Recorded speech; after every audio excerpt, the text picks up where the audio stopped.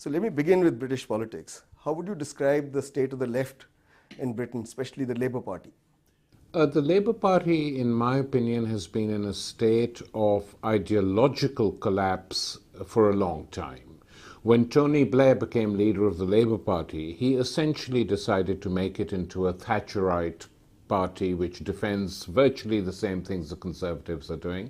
And a bulk of the Parliamentary Labour Party today is on those lines. So we have this strange situation in Britain where you have a coalition government but you have no opposition in the country at all. Or the opposition that comes from other sources, not from Labour inside Parliament. But Labour still describes itself as a social democratic party, democratic socialist party, they call themselves. But what does it mean when the centre-left first starts flirting with neoliberalism and that adopts it whole hog? So what does social democracy mean today? Social democracy is dead. People talk about communism dying after the collapse of the Soviet Union.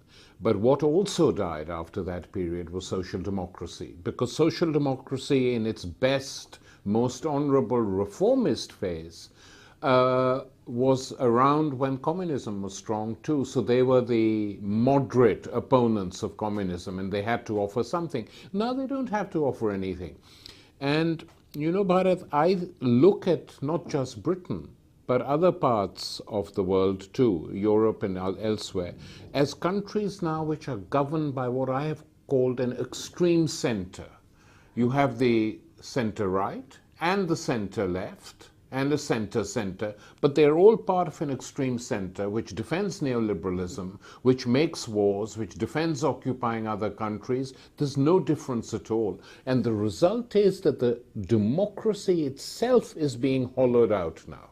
If we stick to Britain, the coming in of Ed Miliband, would it make any difference? Would he be any different from David Miliband? Would he be able to take away Labour Party from its militarism and neoliberalism? No, he supports the Afghan war.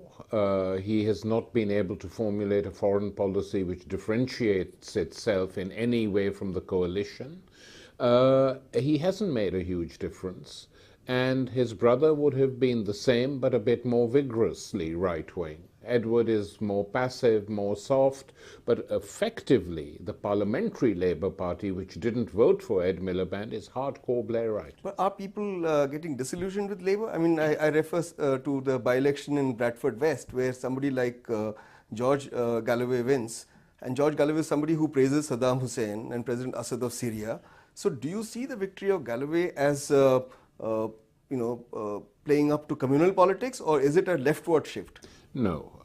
To be fair to Galloway, and I don't always agree with him, certainly not on meeting Saddam Hussein, but the campaign was conducted on two basic issues: attacking the austerity measures, demanding social democracy, and attacking Britain's involvements in the wars in Afghanistan, in Iraq, and Libya, and wherever else the Americans take them.